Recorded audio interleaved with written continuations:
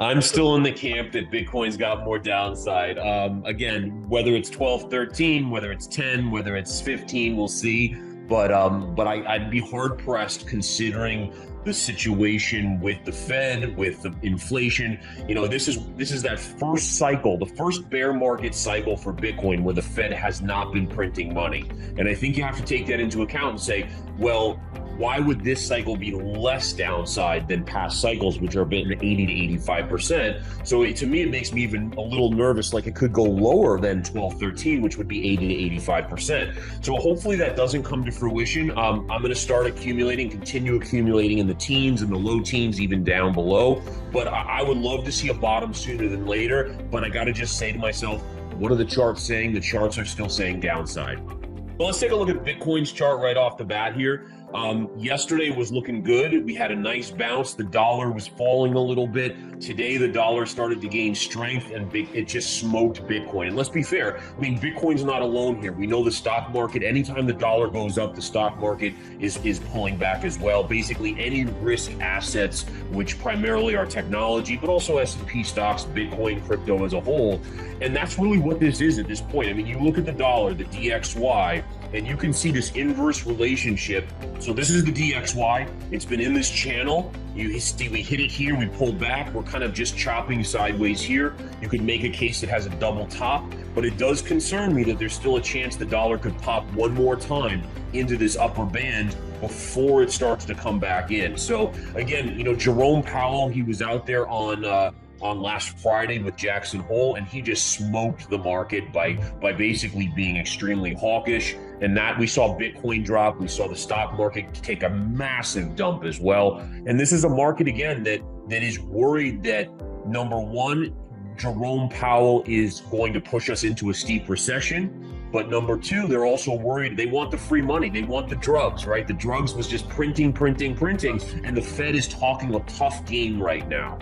Bottom line is no, I don't believe them. I think they're talking a tough game. They don't like the fact that the stock market off of its lows rallied 20% in a couple of months.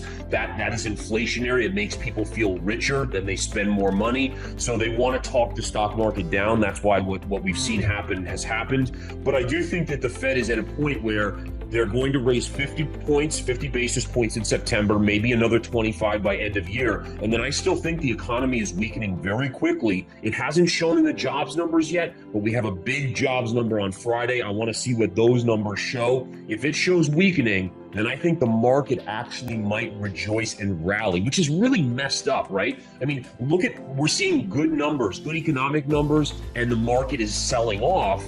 The market wants a weaker economy, so the Fed gets on the sidelines. The Fed, by raising rates, is sucking money out of the system, right? Think about a vacuum. It's going back to economics 101. Less dollars in the system, then the dollars are worth more, right? So that's why printing of money, the dollar should go down. They're doing the opposite right now. The dollar goes up. Then you also have Russia. That's a concern globally. You have China and Taiwan. That's a concern globally. And what we know is historically, if people are worried about geopolitical events, they go to the dollar for safety. Now, a lot of people don't understand this, but they but the dollar, it's been printed. We got so much debt here. Yeah. But you know what? Every other country is in the same boat. We're still the ship that's floating the best with holes in our hull, right? So it's still the best out there, and so people are still going there for safety. So I think the higher the dollar goes, the weaker the economy. So I think this is absolutely this inverse relationship. And a lot of people, I mean, listen, for average Americans, a strong dollar means we can go to Europe and it's cheaper for us to go to Japan. I mean, our dollar goes further. The negative is for the economy is that a company that sells in countries, right? So let's take IBM. IBM in their last conference call said they took a $3 billion loss due to currencies. And what that means is that they're selling something in Japan and they're getting yen. And by the time they convert it back to dollars, the dollar has strengthened and they're getting less dollars for that. So for instance, it might be a 10% revenue haircut just by that conversion taking place. And so that's really the negative, how it's hurting earnings. And by default, it's hurting, these companies, and therefore we're seeing stock prices also go down. I do think Bitcoin will decouple, and become more like the digital gold. So this is the gold chart we see before us. But I do think that at some point you do see this change where Bitcoin has been historically that, risk asset. It goes down when markets go down. I eventually think it's going to switch into more of a gold where it goes up when things are scary. Now, this is the gold chart. And what's amazing about the gold chart is, number one, it's still the best performing asset between Bitcoin and the stock market for the year. I think it's down about 4% or 5% on the year. But basically, look at this trend line.